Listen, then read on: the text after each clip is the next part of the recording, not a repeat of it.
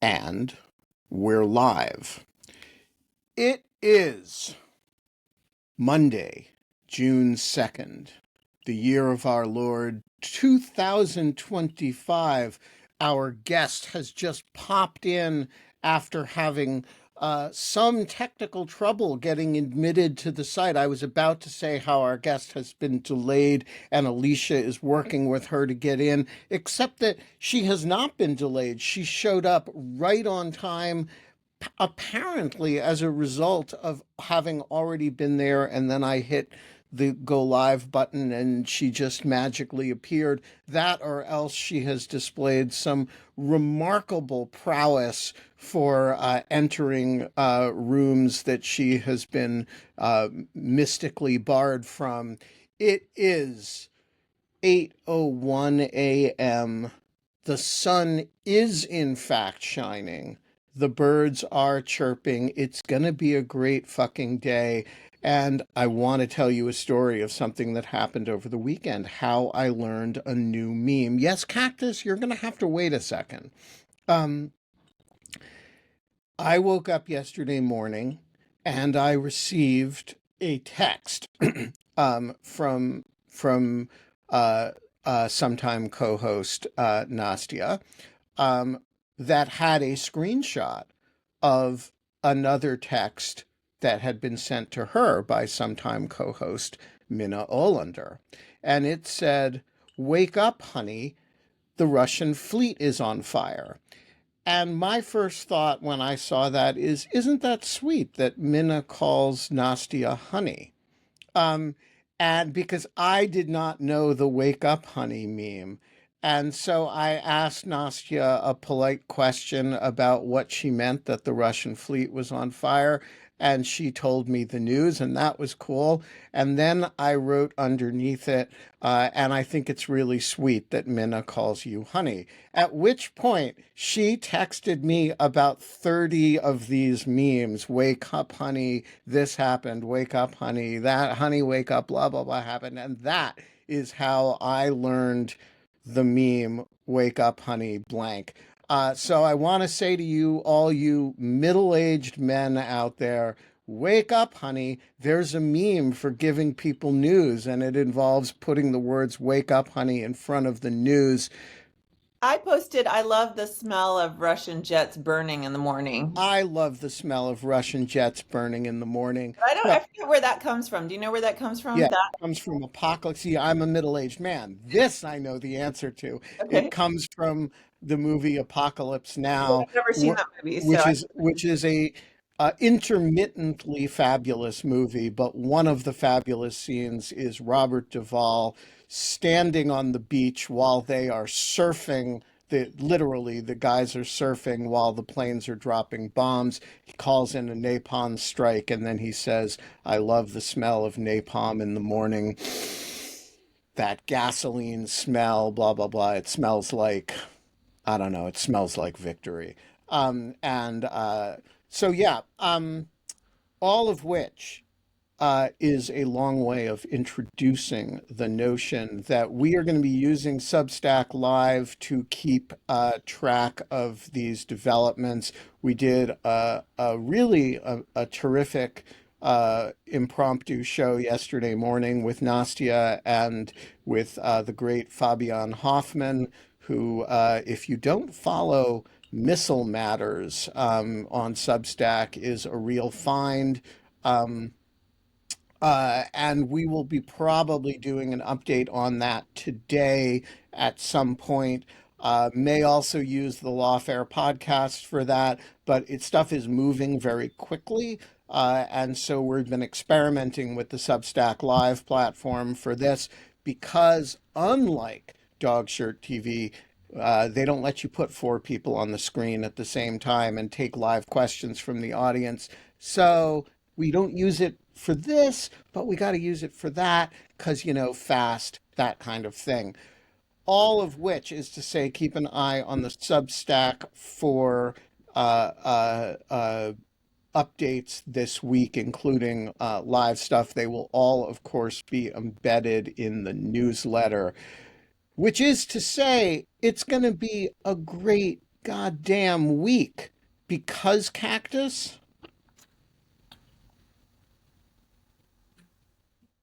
You're watching GIFCT TV, an acting revolution in morning television. You are watching Dog Shirt TV, and it is a goddamn revolution in morning television. And one of the more revolutionary features, of which there are many, is that sometimes our guest, has to figure out her own tech to get herself in because we don't have an army of people to help her. And I'll tell you a secret. One of the other revolutionary features, because as I say, there are many, is that sometimes our guest very politely asks for a pre-show conversation so that she can have some idea about what's going on.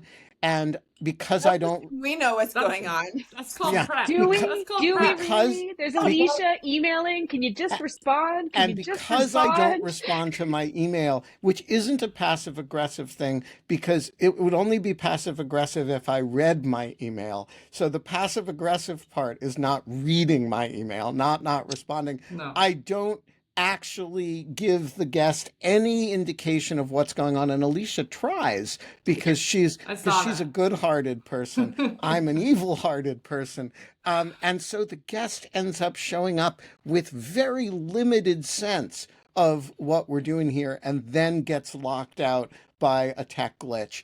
All of which is a long way of saying, and I might say a 6-minute long way of saying, that we are not allowed to have fun anymore, but we are allowed to have the great Erin Saltman joining us from where in Europe are you joining us?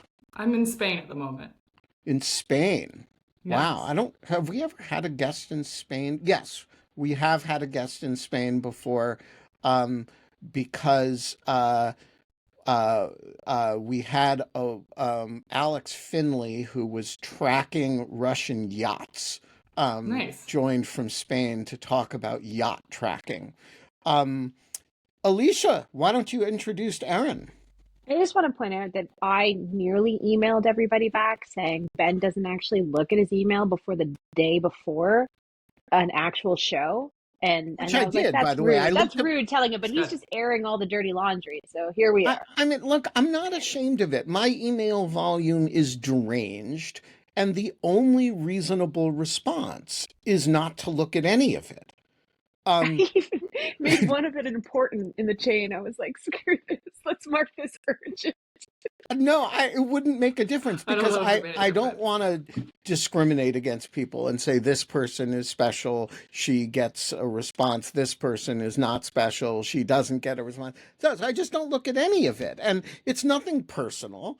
And Holly knows the proper response to this, which is to text and nag me. Do that. Yeah, I you do that too.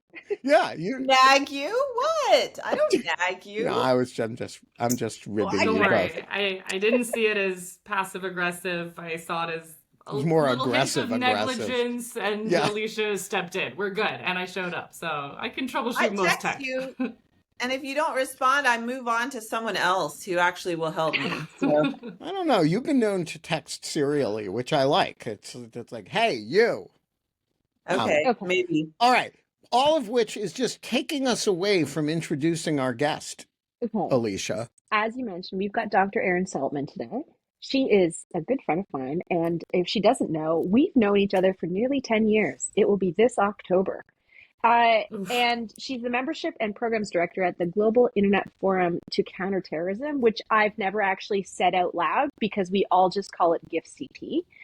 But she has a long career researching extremism and also working with tech companies to try to counter it and do something about it. And so there is people better than her to talk about the two topics we have today. We're going to do this in two parts. The first part is looking at the role of AI in terms of addressing counter-extremism, and then the second part will be on the use of gaming to radicalize youth. All My right. job is not to radicalize the youth with gaming. It is to counter that effect and possibly use gaming as a way of creating resilience, but just to, there's a fine line, you know? Yeah, but have you ever been I think it's tempted? radicalized. Yeah. Like, been tempted by, like, I know how this is done, and I can radicalize youth better Yeah. than the bad guys. I feel like, as I'm not like a handyman person, I feel like in the zombie apocalypse, my only transferable skill might be to create a cult. Like, I know a lot about manipulation, mobilization. Like, that's the transferable skill I'm leaning in on at this point. Right. And we're all kind of messed up with a bit of trauma bonding in this field. So oftentimes you hear about a terrorist attack or see something and you just think, gosh, that was sloppy. There was a reason you were chosen. Like we know, Right. know That one got all the stopped angles, with a narwhal tusk. Right. I mean, come on. It happens. It's stranger than fiction most days. So on a serious note, what is the Global Internet Forum for Counterterrorism? I mean, all the shorter acronyms were taken, and so it is what it says on the tin, you know, like it really spells it out for you. We're a little bit of a cyborg NGO. We are a nonprofit based in the US, but with staff in different parts of the world. But we were weirdly founded by tech for tech. So we're a bit of a cyborg in that in 2017, way back then in tech years, that was the heyday of groups like ISIS, Daesh, and there wasn't really a space for tech companies to talk to each other about the trends they were seeing. I was working at Meta at the time on their dangerous organizations team, the head of policy covering Europe, Middle East, and Africa, as if that's one territory. And we would often see a recruitment conversation or what maybe looked like a recruitment conversation start on Facebook. And then as soon as it got more explicit, it would jump to a smaller, less regulated platform. And so already back then we were saying, well, you can't see the entire spectrum of radicalization on one platform. You need to actually talk with other platforms and understand the signal in a cross-platform way. So terrorism and violent extremism has always been transnational, but we're all cross-platform. We're all using end-to-end encrypted chats to say more illicit private things with our friends, and then a public space to show off that we ate the best ice cream or went to the coolest place.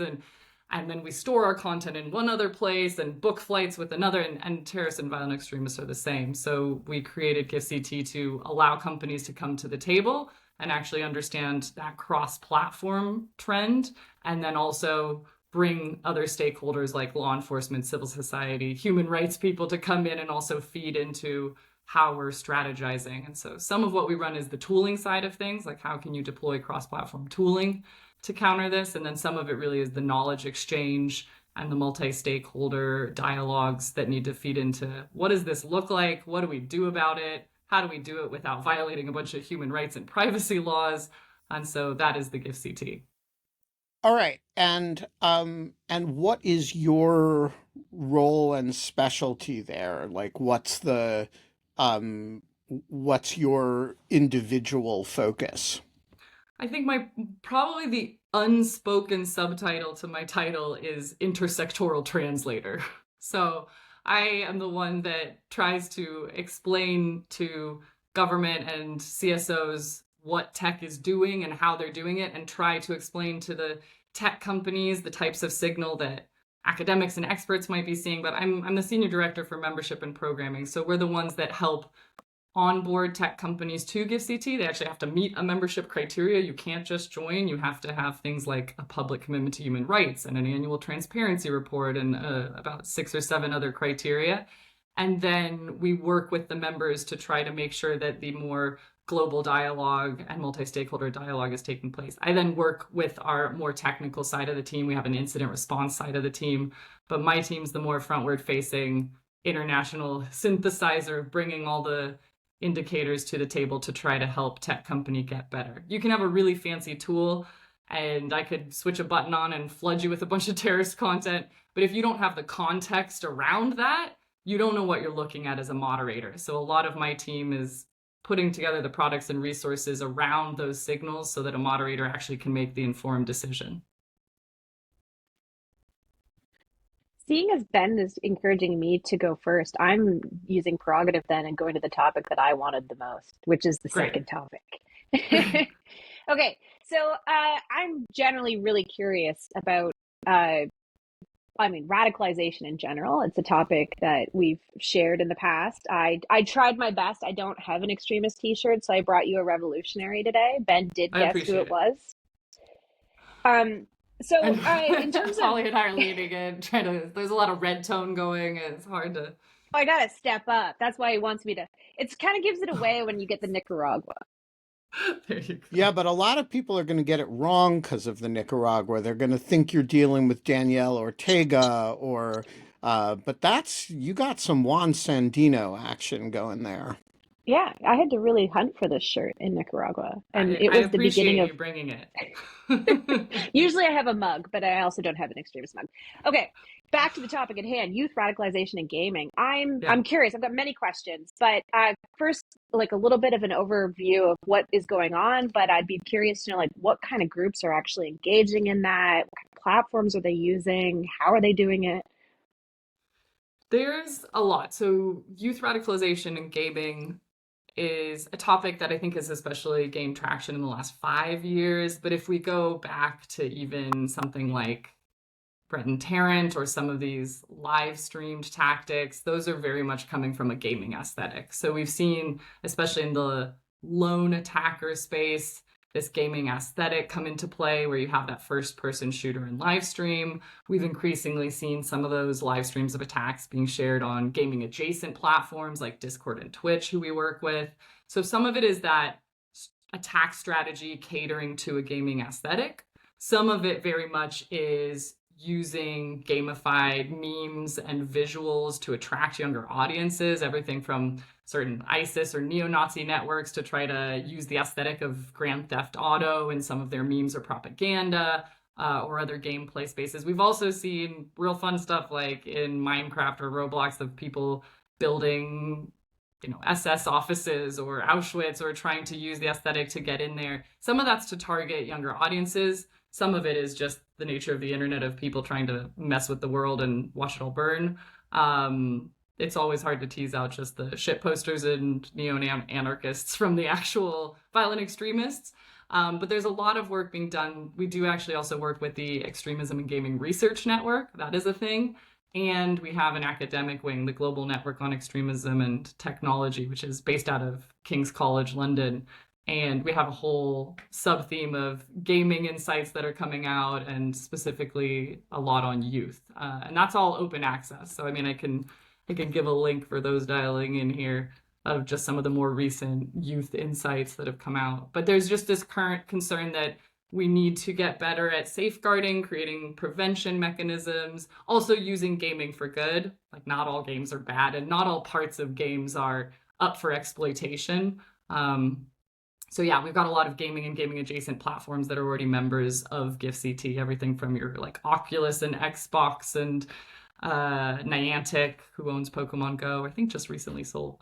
But yeah, we're working with the gaming companies directly as well to just see, how do you flag this? How would you proactively find indicators? Because it looks a little different than social media. It's different to do even logo detection in a 3D space. And then there's these weird policies like, do you allow a player to call themselves Hitler? Like, maybe it's just funny, or maybe we just shouldn't allow it. And where's the line? So there's a lot of nuance to the dialogue already, and quite a bit of research that's been done about where the exploitation is happening and how we can safeguard. But there's just that concern that younger and younger audiences are being wooed into more extreme spaces. Now, I will say up front, playing really, really violent games does not make you a violent extremist. The countries with the largest, no, because everyone assumes like, just don't let your kids, that's up to you if you don't want to let your kids play a violent game, but that won't be what turns them into a lone actor terrorist. So all the research shows, the highest violent played games are in countries like even, Korea or Japan with very low attacks like that. But you do see certain violent extremist groups getting into those spaces and trying to exploit it. And this is why sometimes we can't have nice things. Minecraft is pretty horrifying that anybody's doing anything in there. Well, I think it's anywhere you can go and DIY, build something yourself. You're gonna have someone that's like, I'm gonna bring my crappy bit over here. So I think these are mostly in gaming and extremism. We're talking mostly low prevalence, high risk. We're not talking high prevalence. This is going to be a really weird, specifically wonky question, so I apologize to Okay, everybody expect nothing when I less. do this. But you know how on social media there's like strange thresholds in terms of what different cultures are saying or want to see in terms of content moderation, with like Americans being kind of on the extreme of free speech and everything goes, and Europeans being. Is the discourse different when it comes to games? And I'm guessing it would be when it comes to games for younger children. Is there like a lower threshold for this shall not pass? I think in general, tech companies that we work with already go above and beyond what would be taking down illegal content. Like any platform that moderates a bit about bullying and harassment, those aren't arrestable offenses in most cases. They have their own terms of service, their own policies. It does depend on the platform a little bit, but we do see that already platforms go above and beyond, the removal of just illegal content. So they're already going above. I think there is debate when it comes to non-designated organizations. So there's a big debate. We all agree on certain organizations when we say terrorism with a capital T. Those are basically your Al-Qaeda and ISIS related groups. There's a lot of disagreement on everything else. And so as soon as you get into things like neo-Nazi or white supremacy groups, some of those might have been designated by some of the Five Eye governments, most of them not. I remember a few years back when Meta's white supremacy hate-based organization list was leaked. And if I look at all the Five Eye governments, there's maybe 15 to 20 white supremacist neo-Nazi groups on those, largely from New Zealand and Canada and Australia. And Meta had a list of 250 plus white supremacy groups that it had banned. Those are not largely designated. And that's where people sort of defend or say that that should be allowed more. And then there's some obvious indicators like your Hail Hitler stuff, your swastika stuff, but then there's a lot that's just these weird, funky little subculture groups, and increasingly ones that don't fit a perfect terrorist, violent extremist definition. So we got a big youth culture that are swaying more towards kind of nihilistic extremism. Everyone sees an easier definition when you think of religious or ethnically motivated violent extremism, but when you have just accelerationist, nihilist extremism, where kind of the goal is to watch the world burn, that's a different vibe. That's a different approach. That's a different aesthetic. And it's an aesthetic that's really born out of some of these internet subcultures that we do see a generation gap of older law enforcement people just thinking, what am I looking at? Like, this is confusing, petrifying, memeified, decentralized, and I think that's where we're trying to get at. I think we've done quite a lot on the obvious stuff, the stuff that's branded, logoed, organized, has an official name, has a membership, but these more decentralized, nihilistic terrorist movements throw us off quite a bit. For example, So what is we that just like saw the 764 kind of? 764 absolutely falls into that category. What's that? Yeah, you asked, so watch out. You asked a question. Yeah. I apologize in advance for traumatizing anyone dialing in, but we do have these like Order of Nine Angles or 764 or the Soyjak attacker groups. And so you get these groups, and it's not like I just want to be cool and name drop it. These groups are very much a melding of child exploitation and violence. And we've been working with entities like the Technology Coalition, Tech Coalition, who just deals with child exploitation. I never thought I'd have to go downstream that much, but the Soyjak attacker video fandom, for example, or 764 are these networks that don't have a real core. They exist on some very specific decentralized areas online, but they're these hybrid threat networks. Like the Soyjak attacker video fandom, or the SAVF, is composed mostly of younger people in early mid-teens to mid-20s, and they're these fringe subcultures, antisocial behaviors, transnational, mostly North America, Europe, UK, and some Russia. And there's these fandom subcultures that are encouraging people to carry out trolling, raids, doxing, targeted harassment, and violence of both self-harm and harm of others. And there's over 24 deaths that have already been related to these, and increasing arrests that are happening in these areas. And same with 764. It involves sextortion, offline crime, cybercrime, online manipulation, and they kind of exist more in these terrorgram collective, siege culture, sort of even true crime community and gore enthusiast spaces. And they get pretty gross pretty quick. I just want the record to reflect that that is the first time that the phrase gore enthusiast spaces has ever appeared on any uh, I thought that's what platform this was. with which I'm associated. Well, if I couldn't Sorry, be the first one from just Spain to I join just you. want, sometimes we have something get said and we just have to stop and take a note of it.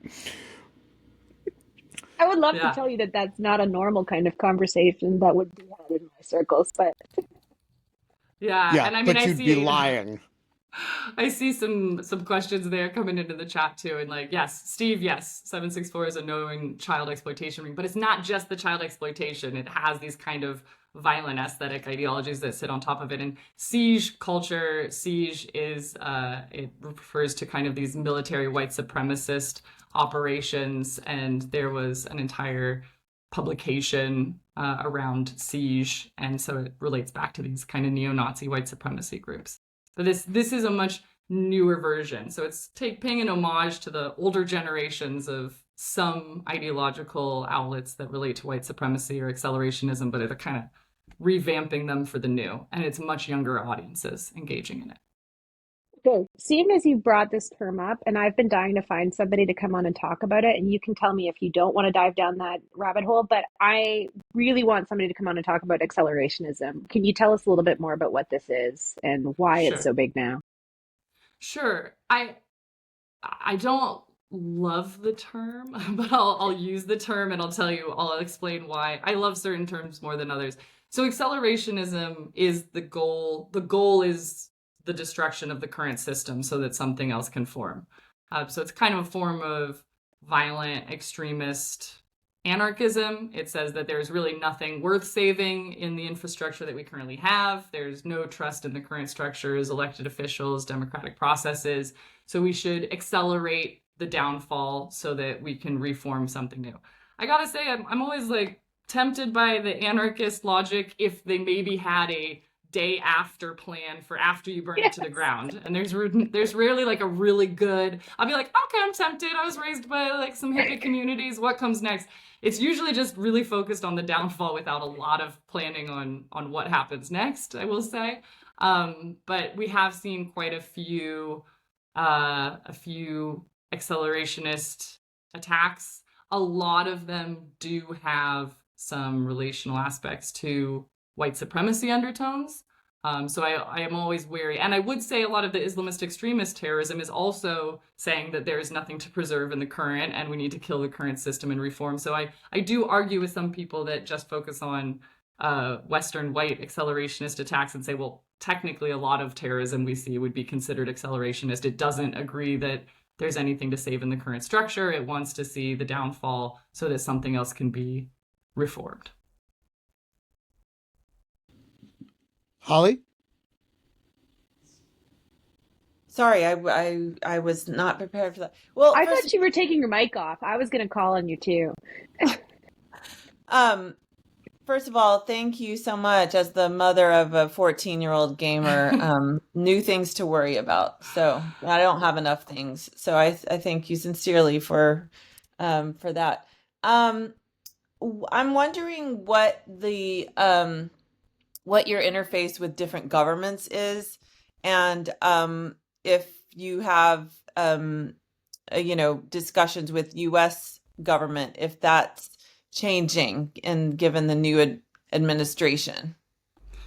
Yeah, I mean, we proactively do try to bring quite a lot of government. It really depends on what operational level they're at to the table. I mean, I was in Jordan last week and London last week, so that's 2 countries in 1 week, and we're constantly inviting a lot of different government, whether it's law enforcement or the policy side, to the table, sometimes just to brief companies. Sometimes what companies are seeing is going to be a different signal than what government's seeing. And so we also invite governments to say, like, hey, give us a declassified threat assessment. What are you seeing as top priority? I think, very honestly, right now, since January, different government from the US side, people are less certain about who should be in what meeting and who owns what relationship.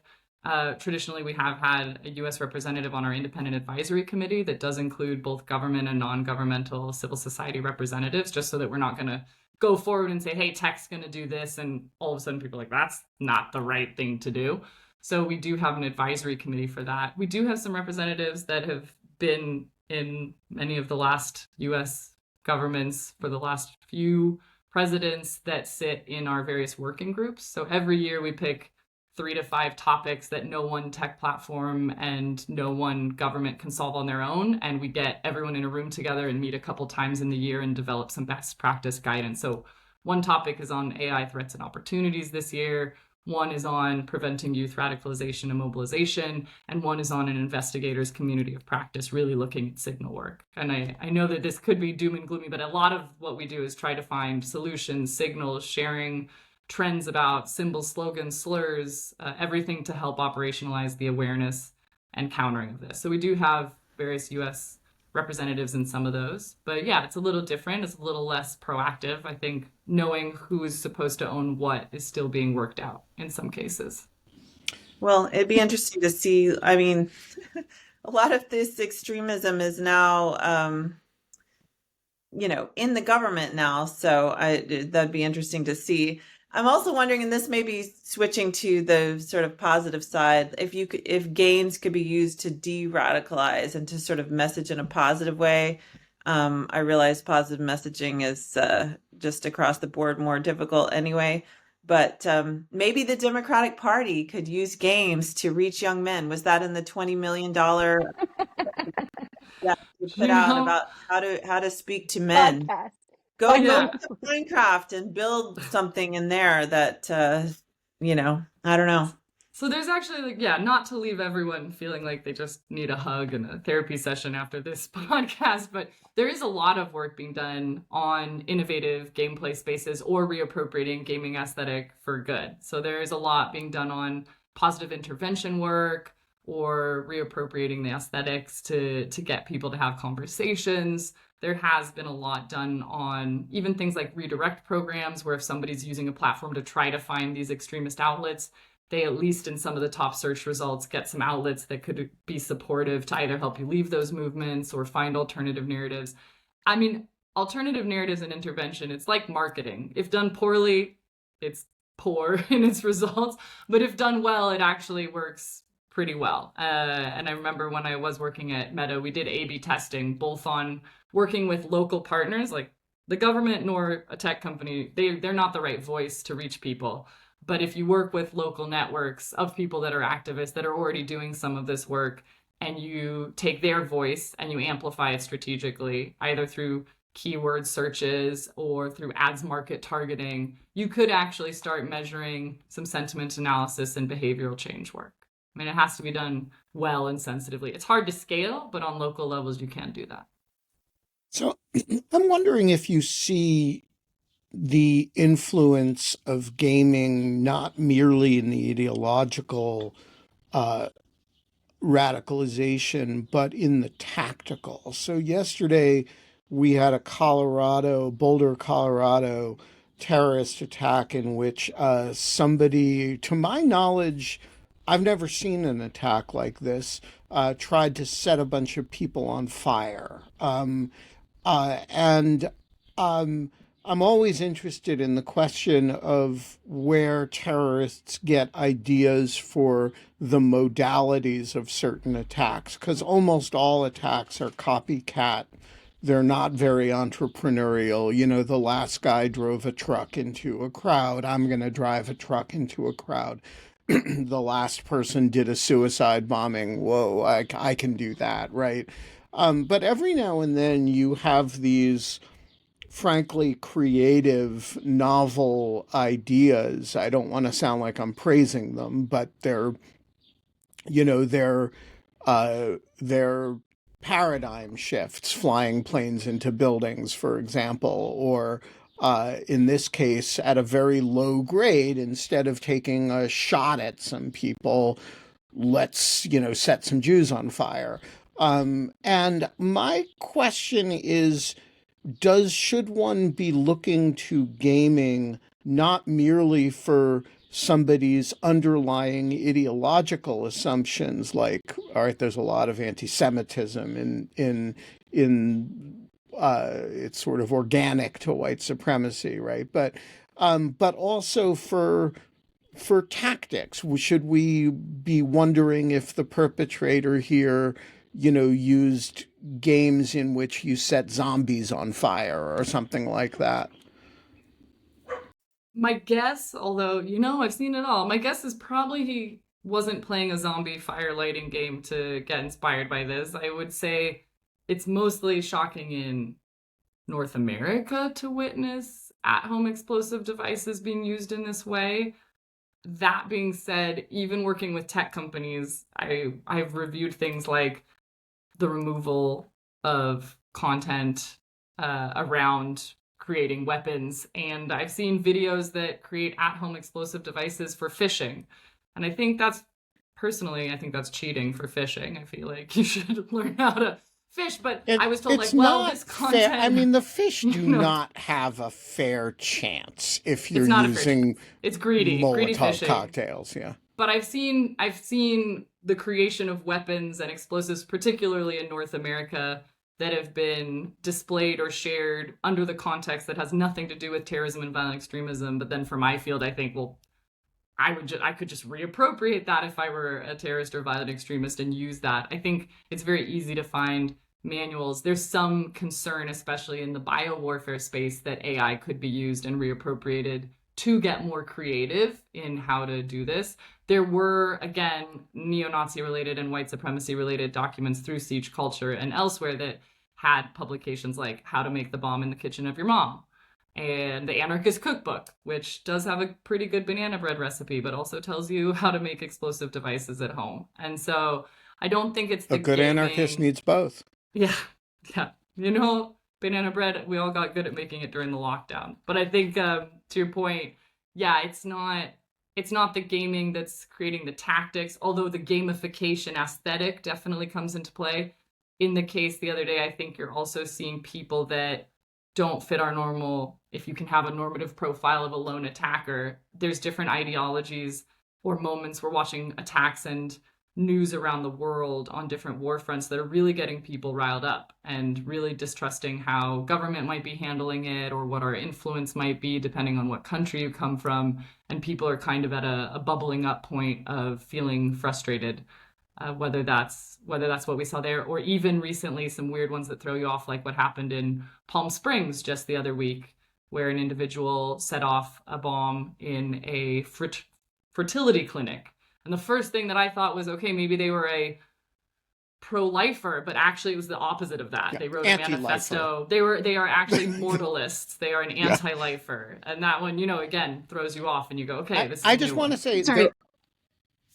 I want that one spelled out.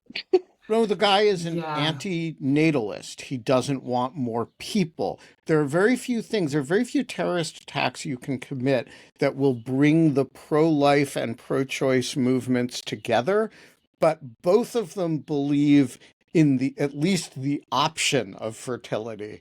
And this guy was opposed to all births. And so he he bombed a fertility clinic. Yeah, this is what happens when misanthropy goes extreme. Yeah, but I think this plays into this younger generation that's feeling very nihilistic, that feels like humans are not doing well in the planet and that the planet is doomed and humans are the reason. And the manifesto of this individual said that the end goal is for the truth of ethylism. Ethyl being life spelled backwards, so it's like an anti-lifer, and that's why they targeted the fertility clinic. This ethylism reminds me of the old Louis Buñuel terrorist organization in, I believe, the movie That Obscure Object of Desire. He has a terrorist group called the Liberation Front for the Infant Jesus. And nobody has any idea what its cause is, but it blows things up. You Um, know, you see some weird crossovers. I mean, I remember a couple years ago, there's things that I just don't think should be my job that become my job. You see a weird trend where like, I didn't know I'd have to deal with that. And I mean, for a little while, there were some cases of white supremacists, neo-Nazis targeting recruitment in yoga studios because they believed that Hitler was a reincarnation of Krishna. So you got this very strange crossover for a bit there. So I think you start seeing it all after a while. all right. Uh, so now let's give these people an extra tool. You get radicalized in the gaming sector, and then you open up your other window and you have ChatGPT and you can ask it to do anything. So, hey, I had this great idea for a terrorist attack from my Minecraft community, and then I went over to their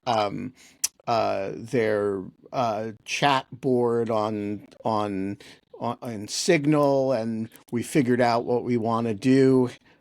Hey, can you help me do it? Um, I I want to lay a provocation on the table, which is I don't believe there is any way to do AI, if you're making general power tools available to the general public to do all kinds of things. You can have whatever content moderation policies you want, but at the end of the day, people are going to be able to use them to do really, really bad stuff. Am I wrong? I feel like it's a setup question. I mean, I feel No, I like mean, you're already I feel seeing. honestly, I feel the same way about, gunpowder, right? Sure. Or like it's true of any powerful technology that, you can have whatever, trebuchet access, rules you want, but, I can make a trebuchet and that's not going to be good for my neighbor's wall. Um, I won't bring your neighbors into this, but I will say I can tell you what we are already seeing with exploitation of AI. I can tell you where for a tech company the word AI is not a scary term. We've seen tools being used to counterterrorism for over a decade using machine learning and AI tooling. So that's where I would maybe add some positivity of where these tools get really good and helpful for trust and safety folk. But I can tell you also where it gets pretty weird. I mean, to tee off the last one, I do want to say if you are a gamer, you're not more likely to be a violent extremist. There's no correlation there. There's just specific bad actors using gameplay to target individuals. So it's not that because you played a very violent game, you're more likely to be a violent extremist. You might get a little desensitized to violence, but that's the same with violent movies. So yeah, Holly, your kids are safe mostly. Well, I will say, and actually, this is something that a loved one of mine who's older and plays hours of Settlers of Catan online. Um, Yeah, great. that the sort of desensitization of racism and misogyny is quite shocking. Like just the level of racist language and like this person, my loved one who will remain nameless, kind of does some social experimentation and changes his avatar frequently to, this person, he'll be like a black person for a while or a woman or just, and like the level of racism and it's just quite shocking for someone who lives in a civil world. Yeah. um so I mean I wonder that to me that's like not something you can because it's not an obvious like targeting or like sort of extremist tactic. It's just more in the ether as part of the culture of the online world. But if that's happening in Settlers of Catan, like you can only imagine like what's going on like some other games. Yeah, I will say it is shifting. I mean, the stuff around hate speech, yes, hate speech is not my deep dive rabbit hole. I look at the hate-based motivated violence and extremism side of it more so. But yeah, there's definitely normatized language that's not great. But I will say data-wise, you're not more likely to become a terrorist attacker by playing games.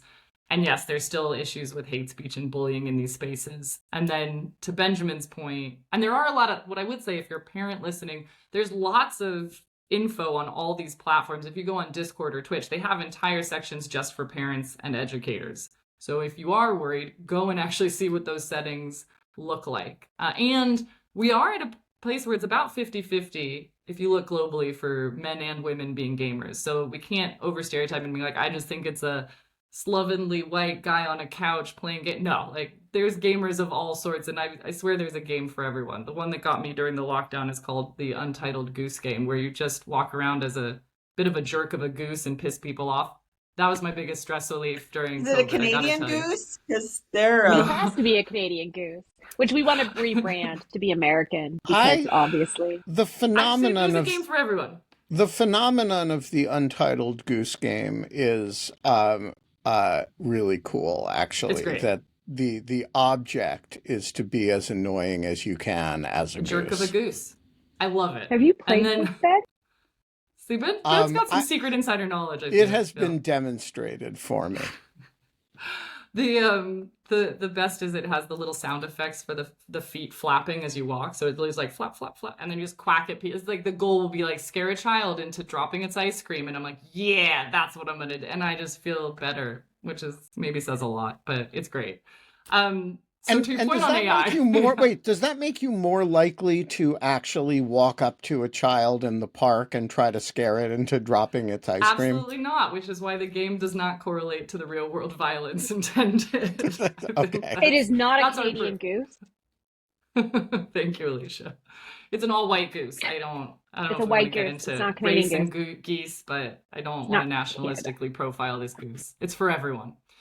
We don't want to give Trump a casus belli. The point on AI, we already see jailbreaking, which is where you take an AI system and you know it's not supposed to do something and you make it do it anyways. We've already seen most of what we've seen exploited is you use it to make much snazzier propaganda. So whether that's ISIS, whether that's a white supremacy group, whether that's a Buddhist extremist group in Myanmar, Hindu extremist group in India, people are using it to make snazzier propaganda. When you talk to a data science person, I would say more content doesn't always equate better content, and even better looking content does not always equate to more viral content. So we have to really focus in on why and how something actually has a big impact or effect. And it is still a very social space online. So it depends on who this content comes from and if it's part of your trusted in-group network that gives it to you. So just because you can make prettier AI weird content doesn't mean we're going to become more radicalized. It gets a little funky when we look at things like potential chatbots and chatbots being used for recruitment. That being said, I already know a group called Mythos Labs out in India, and they're also testing intervention chatbots and chatbots that if you are seen on a pathway of using hate-based terms or stuff could intervene and start a conversation with you too, or be the providers of alternative content. So we're even seeing like a good guy, bad guy chatbot thing going on. There is definitely concern about AI helping you with bio warfare tactics in the future. I remember talking to somebody that was a government official. I won't name the government. And they were saying, well, I was using this chatbot. I won't out the chatbot either. And they're like, but I could tell over time talking to it that it knew that I was part of the government. And so that's why it let me do these things. And that's worrying because the chatbot doesn't know unless you gave it a government ID and that's the reason why it let you do something. That chatbot is not the thing that officiates whether or not you are or aren't in a government. So jailbreaking is definitely a thing. What we used to be able to do with AI before was to say, okay, this is something that can be replicable and scaled and consistent. Those are not things we look for in AI anymore because it's constantly eating more information. So if you ask it the same thing on 2 different days or moments, it might say something different. So replicability is not the same, and scalability, where you ask it in different parts of the world, is not going to look the same. So right now, people aren't dealing with the corpus of what AI is eating, whether you want that to be the case or not. They are putting seatbelts on top of what the AI system can do. So whether that's based on keywords or functionalities. So it's about strapping big seatbelts over this big corpus of data being eaten by the AI. That's the only way I can kind of metaphorically lay it out for you. But I would say that AI is also being used in all these tools on a day-to-day basis for countering terrorism. I mean, that's anything from like the hashing and matching technology that we use. So we run a database of hashed terrorist and violent extremist content if it relates to a certain taxonomy. And there's similarity hashing. So that uses ways of finding if similar images have been shared. There's things like strategic network disruptions, where a threat investigator will work with the AI system to map out the entire bad actor network and take it all down at once. So it's not just this whack-a-mole of taking down individual pieces of content. There's things like X-ray and logo detection to be like, yeah, actually, that is the logo of this horrible bad network that I know about. Or even just natural language processing. Like, so many companies don't have every language available to them in full-time moderation staff, and the translation is getting better and better. Like, when I first went to Nigeria back in the day and was saying, like, we have 70 languages full-time staffed, and somebody in Nigeria is like, we have over 200 languages just in Nigeria, and I'm sure your 70 languages only covers like 2 of them. And so I think we're getting, the machines are helping with things like that as well. Yeah, I mean, AI language skills are uncanny, and super valuable for those of us who deal with people in multiple languages that we don't speak. It's a pretty remarkable development, even over the last just few years. Yeah.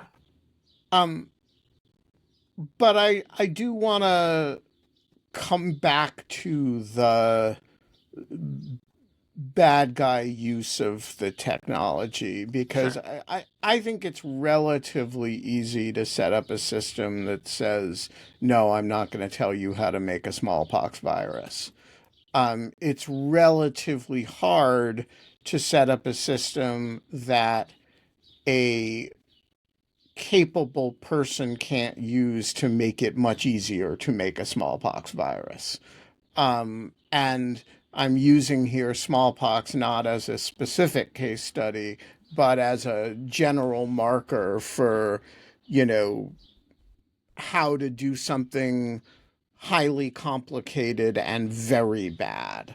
And I'm just wondering how you break that problem down, or do you just simply accept that, okay, we're going to enable a lot of bad things, but we're also going to enable the responses to them, and in the aggregate over time, increased human capability is always a good thing.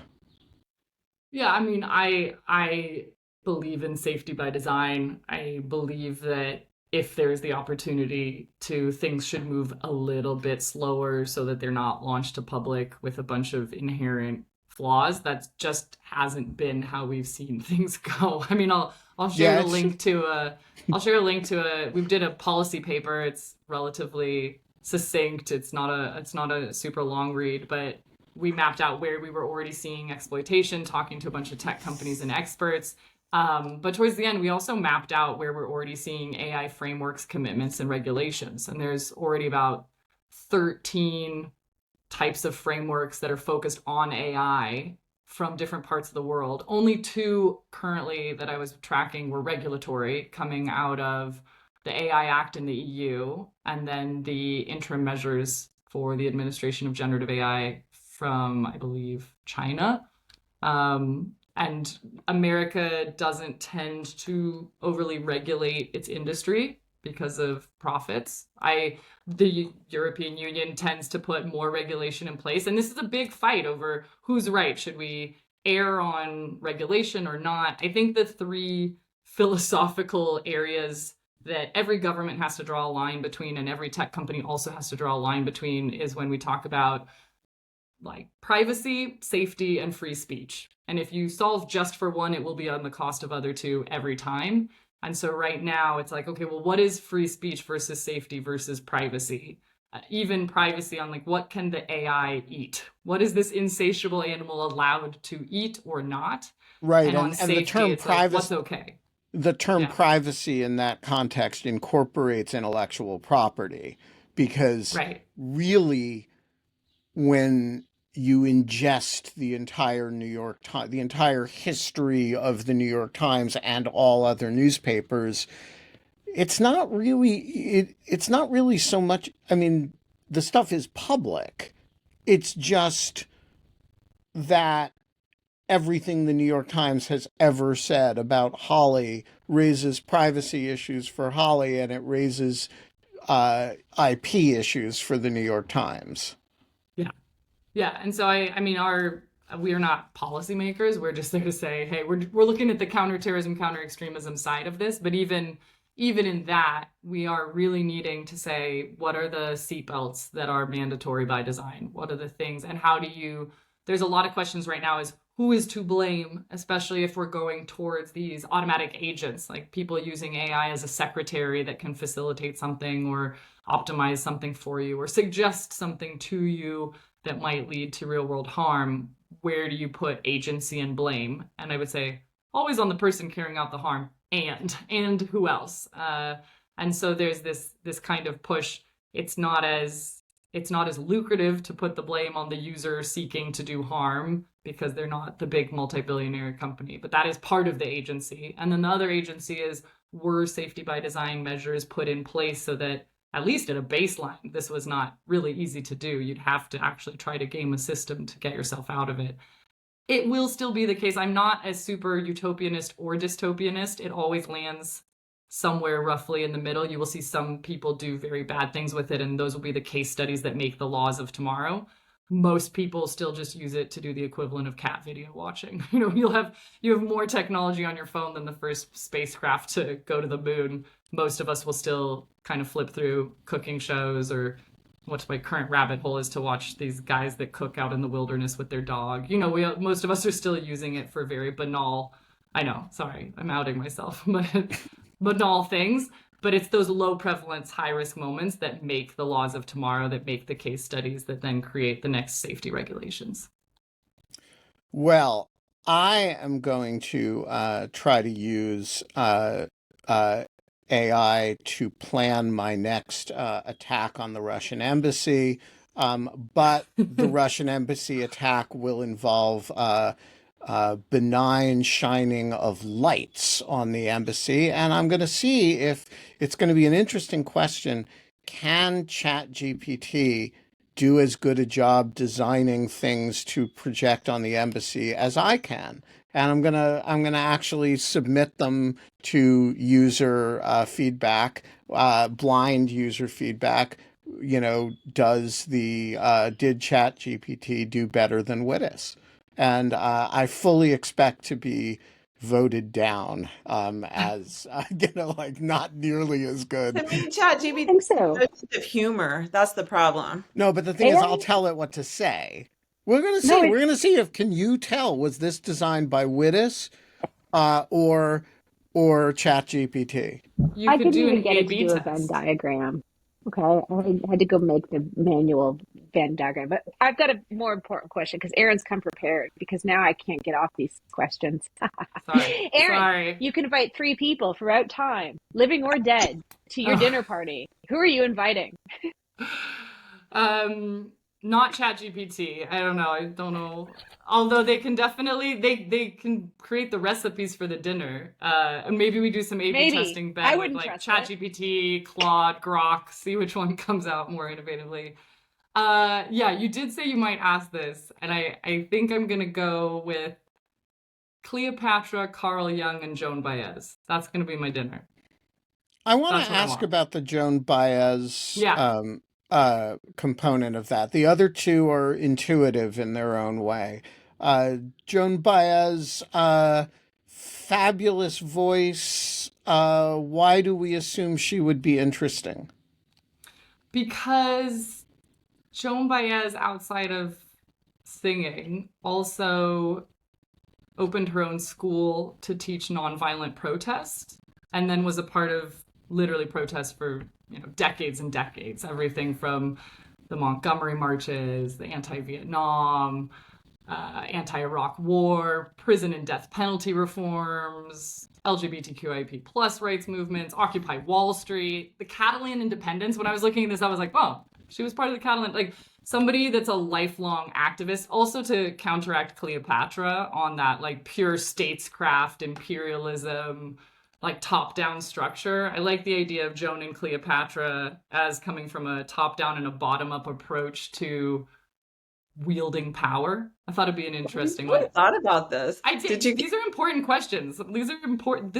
People are going to judge. You know, I want to have a good dinner. Try to kill each other in the dinner. It could ruin the dinner. Makes for an See, interesting dinner. I wanted to Carl have Young will Catherine de moderate. You have a Medici. therapist there to moderate. Yeah. I wanted to have Catherine de Medici, but then I worried what people would think. Medicis are an interesting one. Medicis are an interesting one. We Well, share a birthday. We're gonna go out on. Whoops! Why is we're not hearing Joan Baez here? I can hear it. You I can hear can? Well, I can't, but that's okay because you know, I don't need to. We're gonna go out on Joan Baez. Don't sing love songs, you'll wake my mother, which is one of my favorite opening lines of any traditional song. Erin Saltman, what a great pleasure it has been talking with you. Come back anytime. One of the cool things about this show, one of the rules of the show is that once you've been on once, you have the magic link that just will put you up on screen anytime. We are live every day. You are welcome anytime. Sometimes we are sillier than we are today. Sometimes we are. I feel like I scared people. We were so serious today. I felt like Sometimes we're bit... less serious. Sometimes we're more serious. And you are welcome back anytime, folks. We're going to be back tomorrow. Holly and I have a guest. We think he's going to show up. He is. I believe it when I see it. If he doesn't show up, we're gonna it'll just be the two of us and the cactus and the snowman, of course, but he never says anything. It's going to be Jonathan Last, and now that I've said he's coming, of course he won't, but we will see you tomorrow, and may you have days that are as glorious as the weather and as glorious as the destruction of 40 Russian strategic bombers. Yes.